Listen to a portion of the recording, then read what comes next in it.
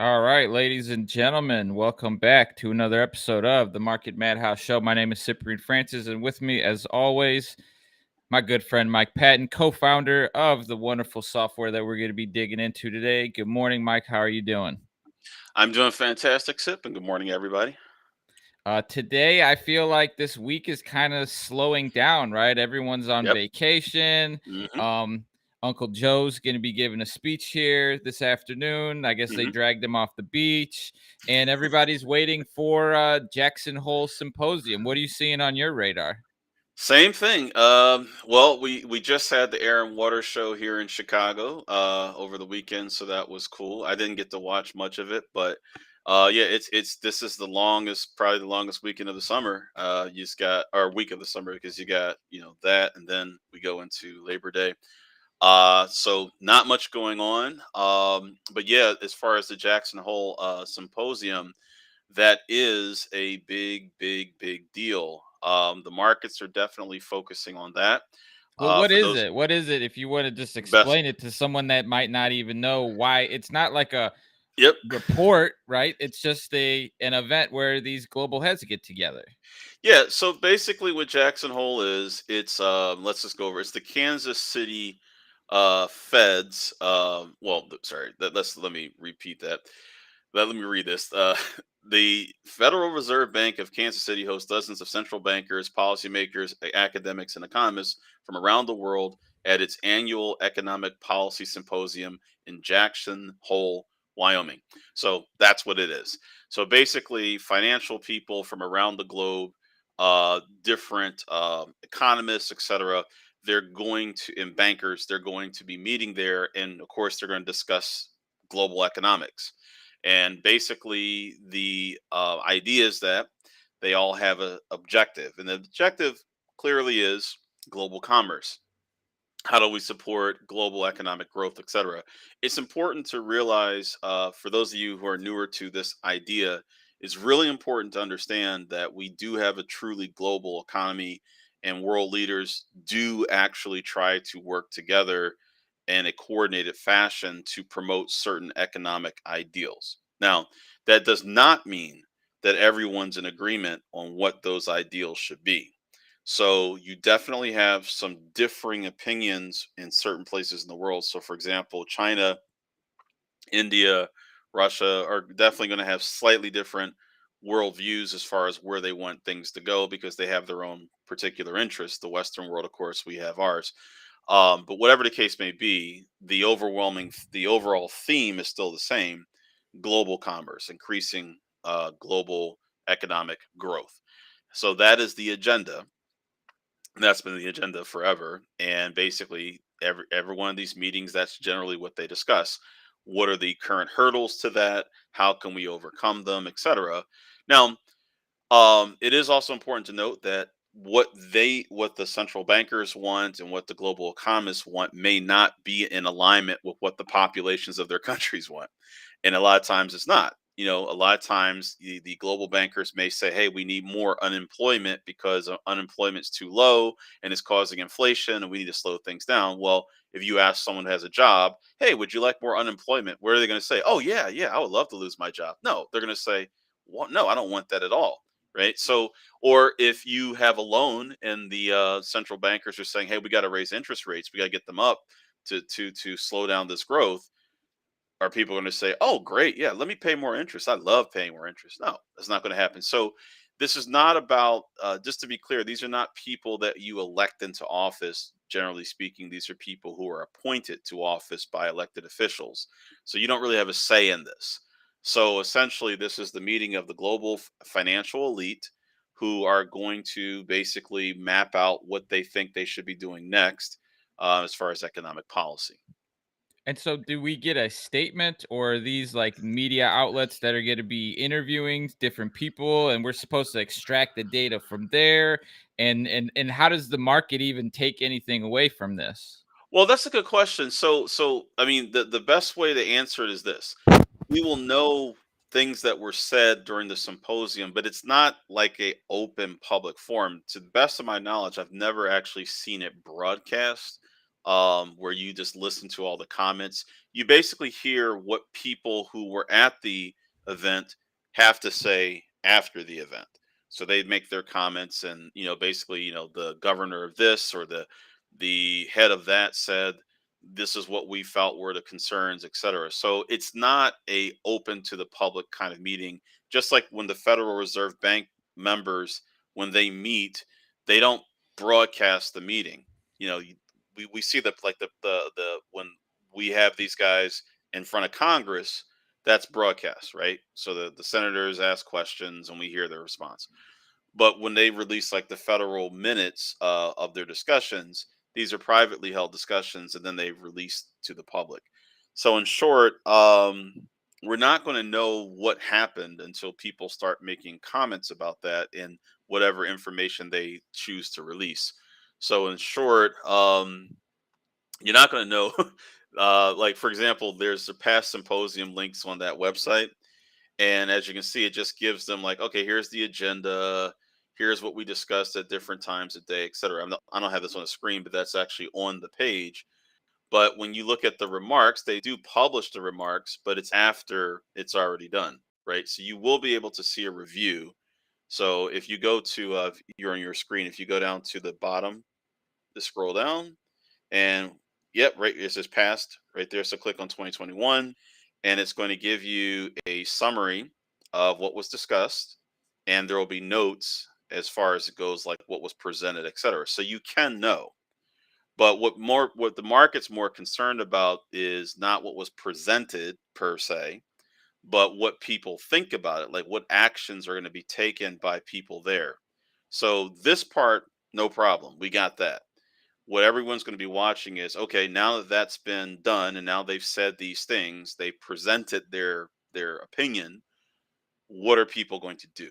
Right? So that's what we have to really wait It for. sounds So, pretty confusing in the sense of like, how am I even supposed to make a trade or investment on this? And I guess yep, it's more of a consensus, right? And yep, validation, right?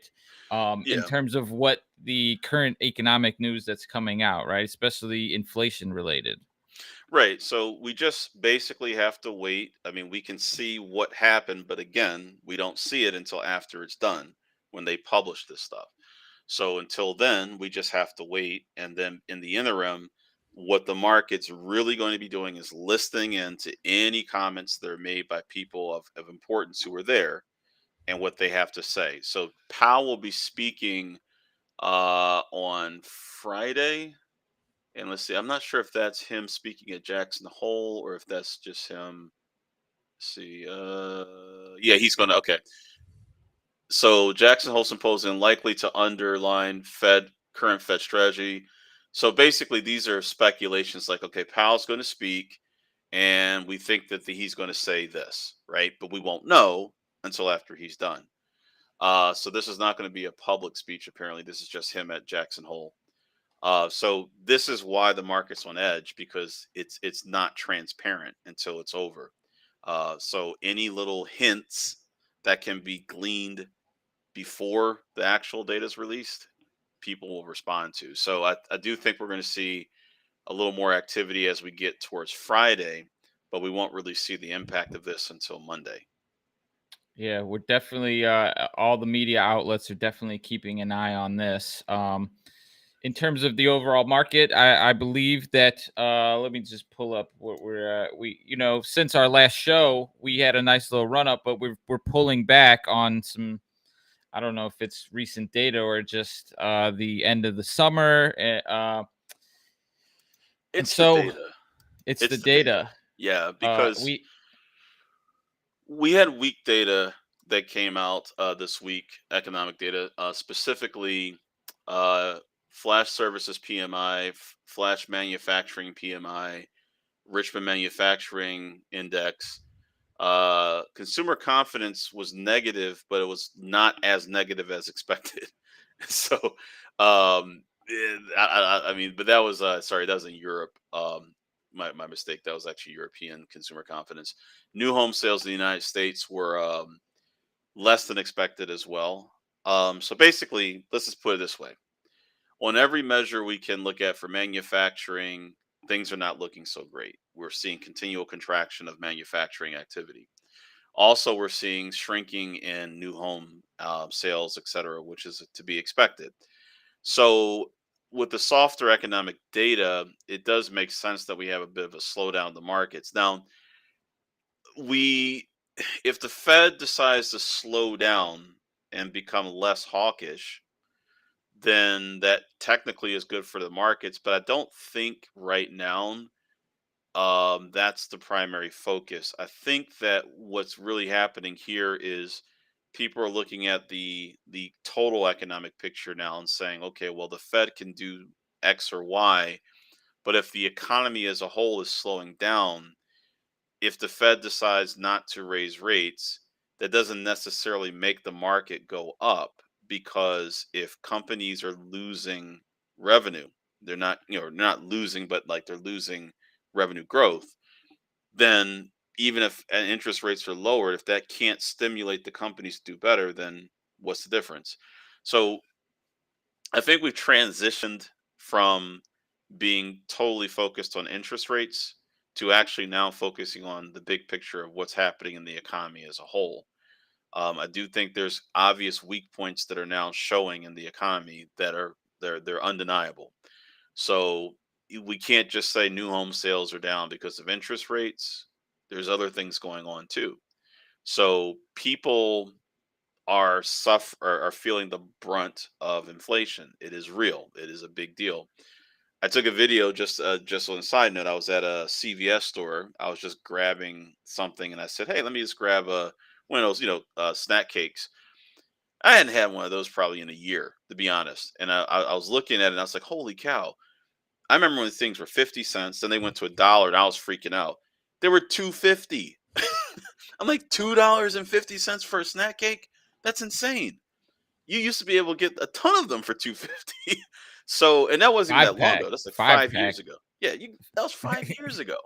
So, if those things are up that much, and of course I see other things up too, I can only imagine like how badly people are suffering. So, with Europe, you have literally, shortages of firewood, things like that, where people are stockpiling because they're afraid of the winter, because they know gas prices are going to be up, natural gas.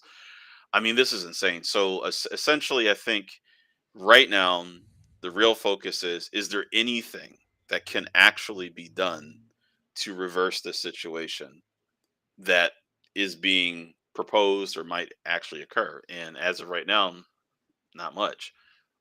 So in short, I think that most of the market is focusing their attention on what the data is really saying at this point. We've already kind of bled away the interest rate focus. Unless the Fed comes out and does something really insane, I don't think too many people are going to be as focused on that. I think they're really more focused on what the Fed says about their outlook. I think the market is more focused on what the Fed is seeing in the future, as opposed to what interest rate decisions they're going to make. I think we've already accepted that they're going to raise rates again, but other than that, I don't think people are really that focused on that now.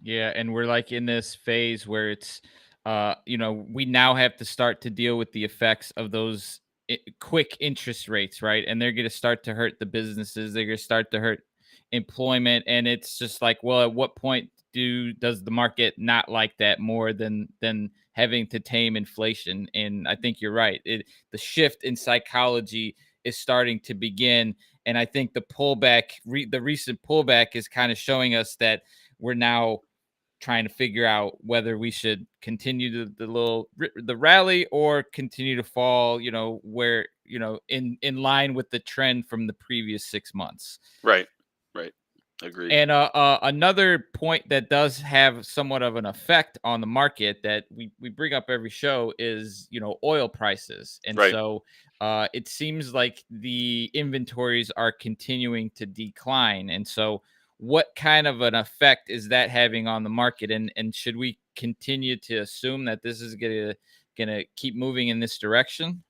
We should assume it's going to keep moving in this direction because, see, this is one of the points I made all year, that oil prices are most likely going to average around $100 or more a barrel for this year. I mean, it seems like it's a guarantee. It may be slightly lower now. We might be in the 90s now, but we're not going to see like $60 a barrel oil or something like that. It's just not in the cards right now. There are too many issues, way too many issues. Now, China is suffering. On a side note, like China has a record heat wave and drought, and these are problems that that does slow down their economic growth. So that means there might be slightly less demand, but infrastructure for oil is still lagging far behind. And also, when we look at it, we still have strong demand because we're not produced. There's not as much oil in the oil markets as there possibly could be. United States isn't producing nearly as much as we could. We know that OPEC is struggling to keep their production up. So there's a lot of things factoring in. One of the reasons why oil stockpiles drew down apparently was because refineries kicked up their productivity, but the market was expecting 500,000 barrels of oil to be of a decline this week, but instead they've got basically over almost 7 times that amount. That's So a big anytime you're in the that's a big millions, number. that's a big number, right? Anytime you're in the millions, that's a significant move. Now, with that said, I do think that overall, they said this here also, the U.S. oil production fell by 100,000 barrels per day. Um, Fell by 100,000 barrels per day to 12 million barrels per day. So again, a drop in oil production. So it's not all about demand; it's also about supply. And we do have steady demand, although it is slumping a bit because of the economic downturn that we're seeing globally. But that doesn't erase it. And in short, we also have to look at future demand, right? So if I'm China, if I'm India right now, looking at the future, I know that oil is going to become less available over time. So it's good to stockpile now and as much as you can to prepare for that. And that's what we're seeing China and India doing both, with the opportunity to buy Russian oil at a discount. Of course, we'll see how this all plays out, but I do think oil pressure is going to stay up. So that affects inflation because we keep seeing elevated prices. And of course, people are paying a lot more to drive their cars than before, and it just now comes down to you're going to have to skip certain things. You want to do more leisure activities, etc., but you have to pay so much for gas that maybe you don't want to do that. If it makes people drive less or get rid of their cars, of course that means that demand for new vehicles goes down. So everything, anytime oil prices go up, it always is a drag on economic growth. The only way to overcome it is if we have just so much growth that everyone can afford to pay astronomical prices for oil, but that doesn't really happen. So here we are. Yeah, I doubt we'll see that growth, and we're definitely going to continue to see these energy pressures going into the fall and into the winter. So we'll keep an eye on that. But it seems like the overall market is waiting for this Friday news, so we'll definitely keep an Yep. eye on that. But there's some other names in the news that we're going to go over here in a second, and we're going to be utilizing the software that the show is sponsored by, Madison Trading Software. And so, what we'll do in this section is we're going to pull up some of the ticker names that are in the news. Maybe if anybody watching or listening has a ticker name you'd want us to run through, we can bring it up and Mike can give his analysis. We'll do a little technical, we'll do a little fundamental, and we'll utilize all of the pieces that make Madison Trading Software, Madison Trading House so unique. And that's the ability to decipher all of this information very quickly and in a manner that makes investing easier. And so on the screen now you're gonna see a little glimpse of the software. If you're interested in taking a test drive for yourself, head on over MadisonTradingSoftware.com. I'll add the link in the chat. Also, at the end of the broadcast, we're going to reveal a little bit of an exclusive offer as well. So we'll go into some detail there. But if you're interested in what we're talking about, if you're interested in what you're seeing, head on over to MadisonTradingSoftware.com, sign up for the demo, pull it up on your own screen, take a look, see if it fits your style. If you have questions, we've got videos, we've got support, a whole system here to help you be as successful of an investor as you can. And so, Mike, I feel like the big ticker of the day this morning was in the news was Peloton, right? Yep. Ticker symbol PTON. And the news storyline is that they're now going to be selling on Amazon. That's right. That's right. And I'm actually surprised they weren't doing this before. I mean, it Well, seems I'll tell you the answers because Amazon's taking that clip off of every sale, right? that's true. But you have to think about this, and this is business 101. It's better to have a portion of something than all of nothing, basically. So with Peloton, they did do a great marketing campaign and they did get a lot of people interested. But here's the reality: it's exercise, right? And my strong opinion about exercise as a person who goes to the gym regularly, a lot of people don't like going to the gym. A lot of people don't like working out. So it's a great first step to get people to buy the equipment and then they become, they're subscribing. But it's the subscribing part that I believe is the Achilles heel always of businesses like this. When people buy fitness equipment, it's like, you got that bug in you, like, yes, I need to get this thing. I want it.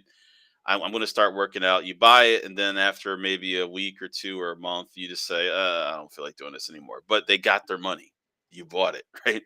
But the subscription, when you keep paying for it, while it is a great thing for people who are really committed to this, if a person's not, they're going to pay for a little bit and they're gone. So I'm not sure how Peloton is going to answer that problem. But if they're selling on Amazon, at least it does give them one major benefit, and that is they get more exposure.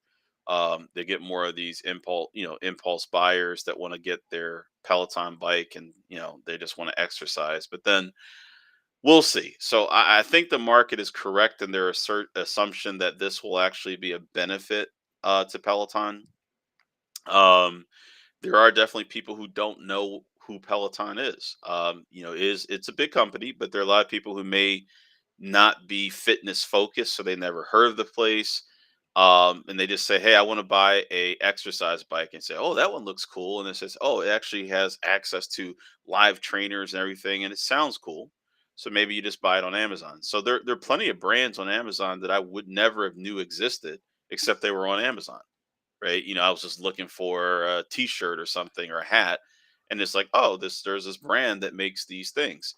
So there really is a benefit of being in a major marketplace like Amazon, where people are regularly going to look for things.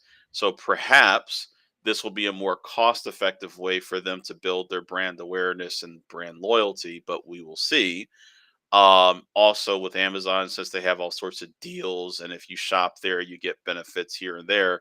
It does actually make it more attractive to buy through Amazon, because like with loyalty programs and things like that, I don't know too much about Peloton's business on that end, but as far as it goes, I've found that when you sell a product on a venue where there's benefits that go outside of your brand, I think people are more likely to be happy to purchase because maybe they like your product, but they're not thinking I'm going to be spending a lot more. It's just like when you go to, for example, if I go to an athletic store, right? Every time they ask me, "Hey, you want to sign up for our card to get blah blah blah blah blah," and I'm thinking like, how many cards do I really want to hold in my wallet? Every time I go to this store, I bring their card. Then I go to this store, I bring that card. But if someone says, "Hey, you sign up for this one card, Amazon card called Amazon Prime, and you can actually get all these benefits from many other things." Yeah, it works really well. I shop through Amazon Prime a lot, and I'm shopping brands that have nothing to do with Amazon. They just happen to be listed. So I do think that is a very effective model. I hope that Peloton does well off of this, but we'll see. But I think they'll get more exposure and also some side benefits from the fact that there's people are just going to be on Amazon looking for deals, and they can connect Peloton to their grocery shopping or something. Who knows? Yeah. So given that macro look at the overall market, Hmm. what's Madison telling us, right? Okay. The on that news, we're up 19%. So that's a very positive initial reaction. Yep. But let's get the breakdown of some of the other pieces that might not be shown when a market goes up or when a stock goes up almost 20% off of some news like this. Okay, good point. So let's look at the software. So basically, here's what the software is telling us. Firstly, this news just says what's happening, but we don't have any sales yet, right? It's not that we have any revenues yet. So until that revenue comes in, everything is up in the air. So the market's responding to the expectation, but until some actual numbers come in, I don't think anyone's going to change their forecast yet. All right. So the software is telling us that as far as technicals are concerned, we would consider this neutral. Now, this move today will gradually push us into positive territory, but the software will not automatically count the strength of today's move as being indicative of what to expect next. Until we see a consistent move up after this, we'll still see neutral on the technicals. Now, as far as the inner circle is concerned, we basically do have some buyers today, which are going to push the price up, which we've already seen. But overall, we haven't seen, except for today, a strong amount of buying pressure. As far as institutions are concerned, so far they've mostly recently been selling Peloton, not buying it. This news may change that, but as of right now, we have to wait and see if any buyers, institutional buyers, start to step in and follow along with this.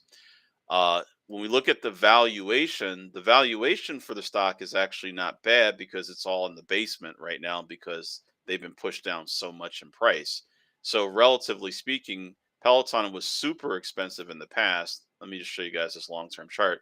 So, you can clearly see this was the 2020 into early 2021 run, which of course pushed Peloton way into high prices.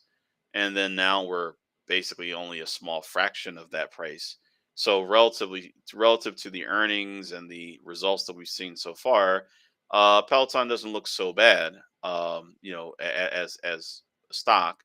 But at the same time, we still have to wait and see where the new numbers come in. Fundamentally, the company is neutral. Their growth is fairly stagnant, but we do have some pretty strong upside projections, and this is where I would pay attention. Um, $11 is the projected low target. With this new Amazon deal, I can't see how that would hurt them. In other words, they can still sell their products on their own site, but this just gives them another avenue. So I do think that's an accurate read that they should be at a floor now.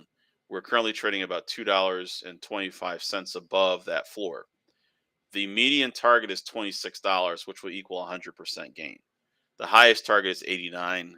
That's a little high, but you never know. It may actually hit there. Looking at the earnings picture, we can see that they have been improving. We were seeing their earnings slump very dramatically going into 2021, but as of December of 2021, at least the reported earnings for that date, that quarter, we now are seeing an improvement. We're actually seeing the earnings get better. I can't see how Amazon's deal would not improve this picture of earnings. So we can reasonably expect, here's a yearly basis, we can reasonably expect that we're going to see strong improvement. So basically, 2022 so far for Peloton has been horrible. They really lost a lot of money between June of 2021 and June of 2022. That's what this is showing. But the projection is that things are going to improve very dramatically in 2023. So I think this new deal will help.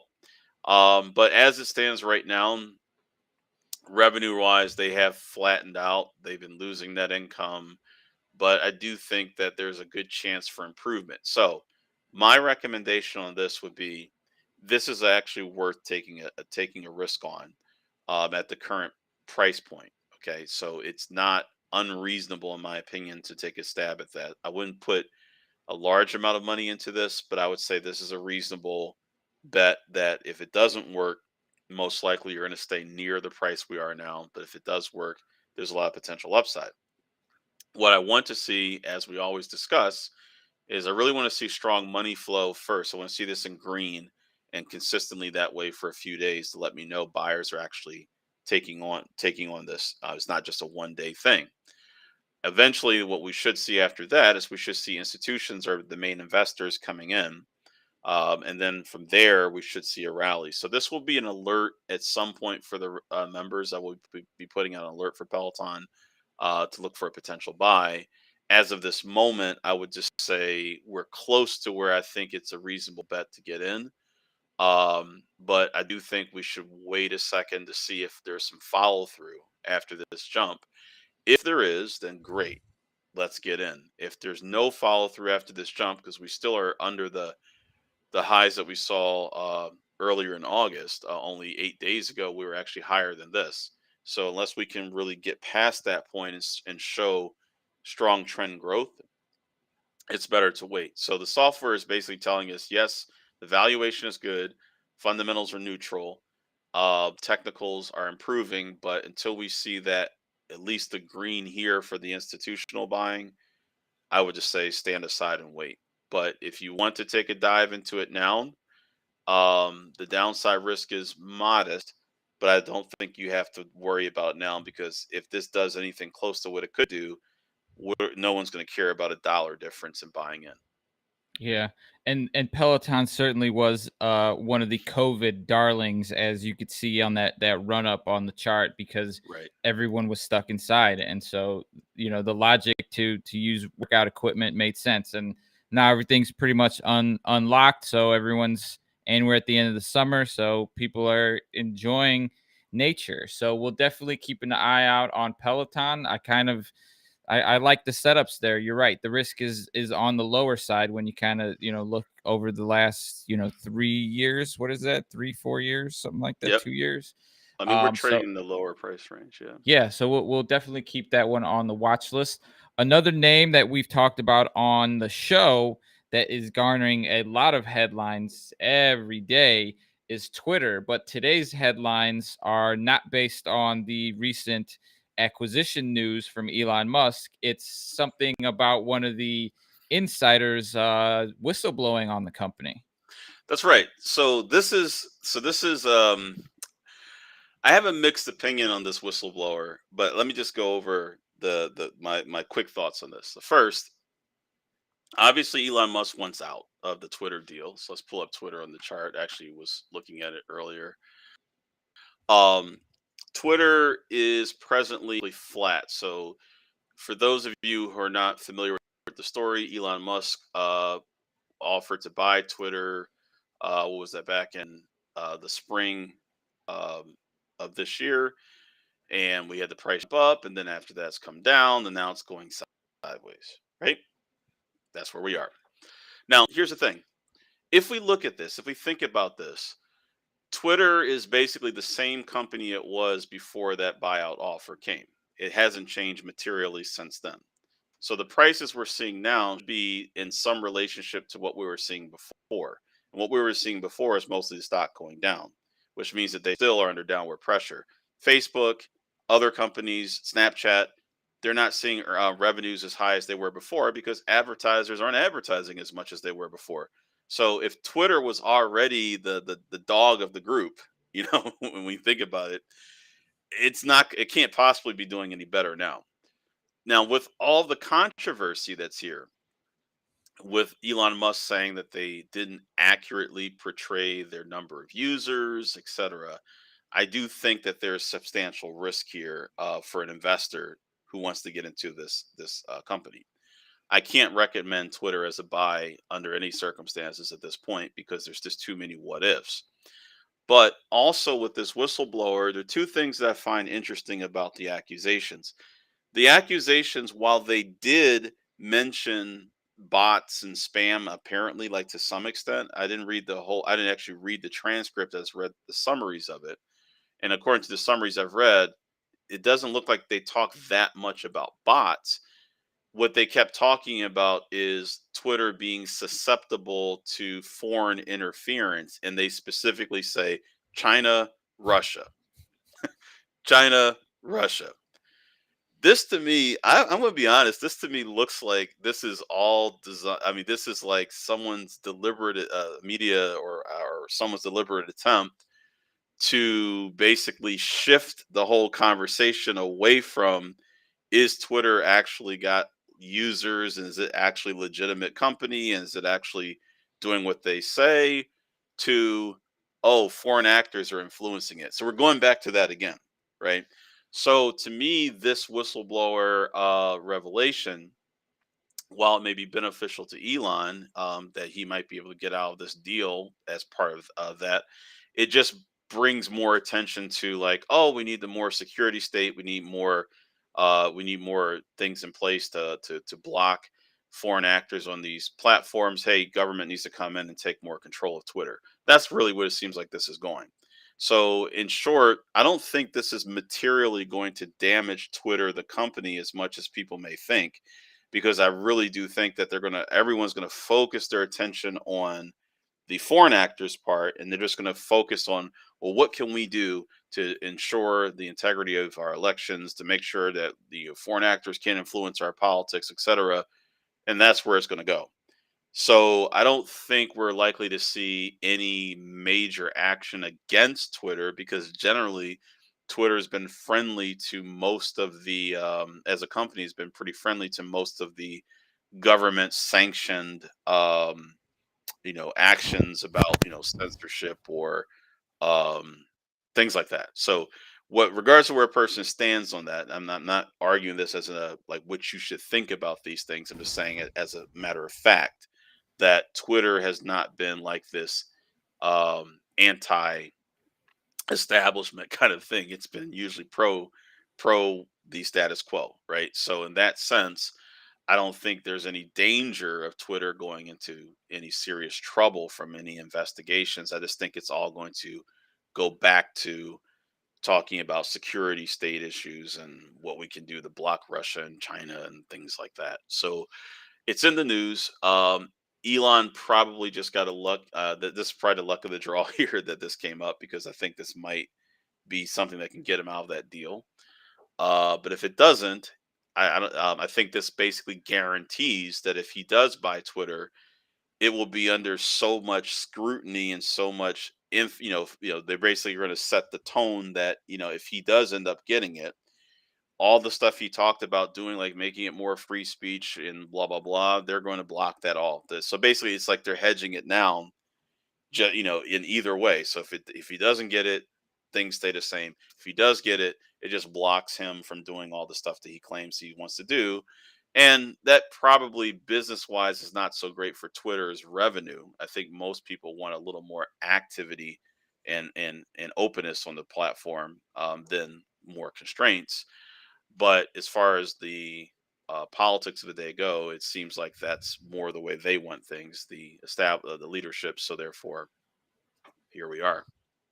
It's a shame that they can't figure out how to improve their advertising network to Mhm. actually just make more money because like you said, when you compare Twitter to all the other social medias as a product, it's an elite product, but as a revenue generator, from the advert, and I keep saying it, it's just like it doesn't even compare to Google and Meta in terms of Right, actually providing return for advertisers. So right.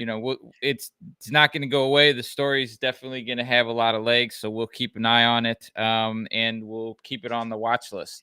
Another name that we've discussed in the past that is back in the news, actually, two companies that are, I believe, partnering up, and that is your favorite ride hailing app, Uber, and our meme darling, AMC. They are in the news today. Yeah, both are. I haven't been watching AMC, but let me check it out. See what's happening. I know they were down. Well, Uh, they've got a lot of hype this week because there's like this ape meme yep, coin or right, yep. and their CEO is like all over social media, and they keep getting halted on all the exchanges. Well, AMC has been brutalized here. I mean, it's come down quite a bit. The same thing happens at Bed Bath and Beyond. We had a early August meme stock rally across the board. All the meme stocks were going up. I don't know about GameStop, but I know that AMC was, Bed Bath and Beyond was, etc. And then it all tapered off, and bam, here we are. Right, we're just right back down at the bottom. Actually, are they? Wait a minute, they're having a split. Oh, I didn't realize they had a split. Okay, I have to check that out. So actually, sorry, my misstatement there. I believe that was because of the split. But anyway, Were they doing a reverse split, I assume, or were they doing a? They are just all over the board that I don't even know if I could. We might need Yeah, to I do didn't some even know this research. happened. I didn't even know this happened. That's interesting. So, but that makes, yeah, maybe they did a reverse. But anyway, I'll go back to that later. But the point is, AMC and Uber both have a deal with ROKT, Rocked. I don't know actually how to say it. I believe it's pronounced Rocked, but which is an advertising, yeah, advertising company, and or I think it's more like an advertising or e-commerce network. I'm not sure exactly what they do, but what they I did see that in the this deal, basically Uber Eats will have more exposure on this Rocks platform, which is good, of course, for Uber Eats. Uber Eats has really done well. They're the growth. They've been for most of the pandemic era. They've been the bigger growth factor in Uber, as we discussed before. Now ride sharing is back as the primary grower, but Uber Eats is still steadily growing. So they're great. They're gaining market share for good reason. It's a pretty good platform. It's easy to use. It has a lot of flexibility. It's better than most other apps when it comes to that. So this is the reason why I did recommend Uber versus Lyft as the better place to be. So far, that's proven to be quite the case. We've seen Uber's prices come up quite a bit. Let's pull it up now. So Uber, looking at the platform. We've got Uber presently at 28.72. Now that's off of the highs, but that's what I expected. So we did put out an alert for the members of this. So I always look for stocks that come up on the radar of the Madison platform and basically alert members to the best of the best. And this was one of them. So after this post earnings move, which was really great, we were looking for a pullback, which we got. We are now officially in the signal, at least part of it. We still have another. I still think we can pull back a little farther than where we are now, but as of right now, we have the first part of our entry already in. We're looking for Uber to basically move up from here. So this is a great opportunity. Now, if we look at the numbers, I just want to point out, the numbers are not going to look so impressive on the platform, and for good reason, because truthfully, a lot of these numbers are pretty mediocre. So we have pretty mediocre technicals, mediocre buying activity from institutions, mediocre on the fundamentals. What that just means is that they're stable, they're not much changing.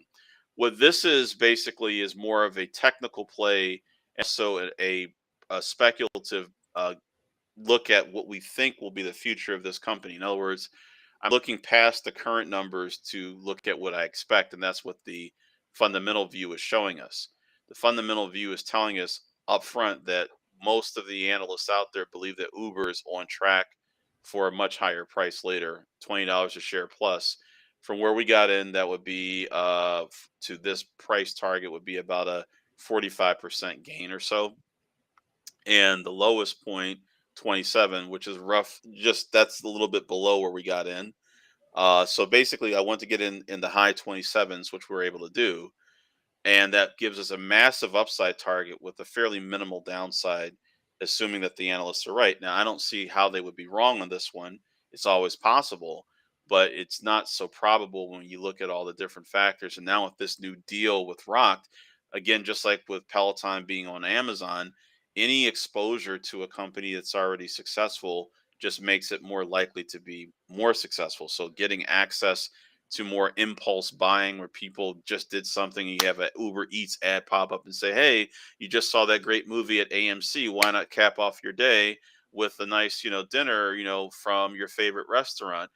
Rocked apparently has a great machine learning infrastructure that makes them very effective at their advertising. So Uber is also good at that. So I think that that combination should be very effective. So in short, Uber's picture got better. They already had lots of cash that they had coming in from their previous earnings release.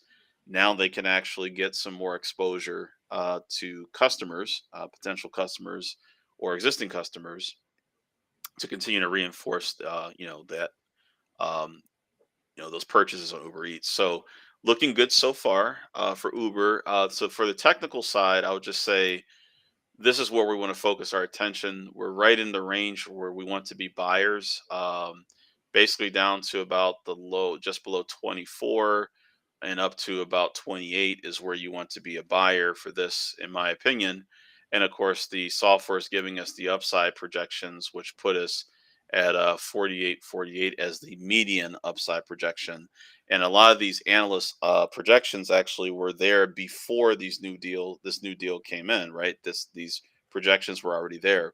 So with this new deal, that just gives us more likelihood that those targets will not only be reached but potentially exceeded. So looks like a good point to be in.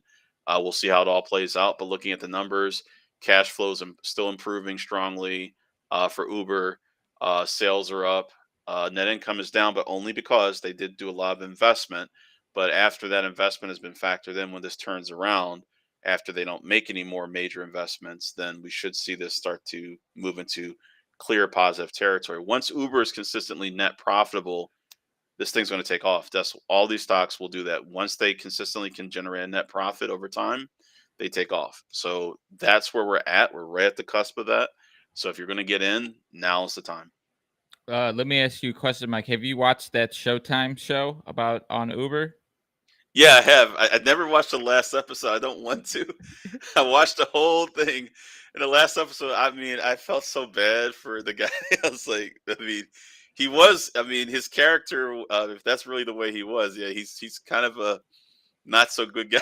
But I mean, I have to. I mean, I have to appreciate success of a guy helping to bring a company to success. And yeah, I just can't watch the finale. It's been sitting on my Amazon Prime for like months, and I'm like, I just can't do it. It's definitely on my to do. I haven't finished this one. I just finished the WeWork one, but it is interesting to see the It is evolution of these companies, and it's crazy how quickly they'll develop an entire show. When this just happened like 2 or 3 years ago. Like yeah, it's not like historical, but right, yeah, Uber is a great technology. It's good to see that they're starting to become profitable and their investments starting to come to fruition. So we'll right, definitely keep an eye on that. And for anyone watching that missed today's spike, it's because you're not a member. It's because you're not part of the inner circle with Mike and the other students and the other members of Madison Trading House using Madison Trading software every day. So, once again, if that's something that you're interested in becoming a part of, if utilizing the software is something that you're interested in, head on over to madisonTradingSoftware.com, sign up for a demo, start utilizing this amazing technology for your own investing, and become part of the crew. All right, Mike. I think we should discuss yes. this special event, this special offer that you and the team is working on. And I'm going to go ahead and pull up a link Hmm. to show, but essentially you're putting together a boot camp Yes. that's 4 to 5 weeks, something like that. Yeah. And you're going to be giving away all your secrets. Is that right? That's right, actually. So we a few years ago we did a boot camp in late 2020. It was obviously a lot of people were really excited about what that were happening in the markets, but towards the end of the year, people were starting to wonder, what's next. And we did a boot camp that went phenomenally well. We still have all the people who joined that boot camp are still members of our service. So we decided that we should do another now that we fully launched the new software. So this boot camp basically, guys, this is your mastermind program. This is where you're going to learn the details of how to use the software the best way possible. We've done a lot of tutorials on this podcast about different features and benefits of the software, but this is your chance to learn for yourself how to take this and take control of your own, financial destiny and be able to use the software to find the right stocks just like I am, right? So once you do this, you're going to learn everything from the basics. So if you don't have a lot of experience trading, this is perfect because this will give you the basics technical analysis, fundamental analysis, and most importantly, you're going to avoid the three biggest mistakes that over 90% of stock investors and traders make.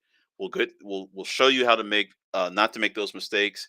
Then we're going to go over everything from price movement, options. You'll even get access, for those of you who don't already have it, you'll even get access to the software as part of the package. So that way, during that 5 weeks of training, you'll not only be learning how to use the software, but you'll have it at your fingertips to use. So that way, once you experience it for yourself, we're certain that you're going to want to become a full-time member. So this is open to both existing and potential and new members, people that are actually interested in joining. But we are not. This will be limited seating. It is online, of course, but there will be limited availability. We're going to be setting the exact date. It will be for the middle of September.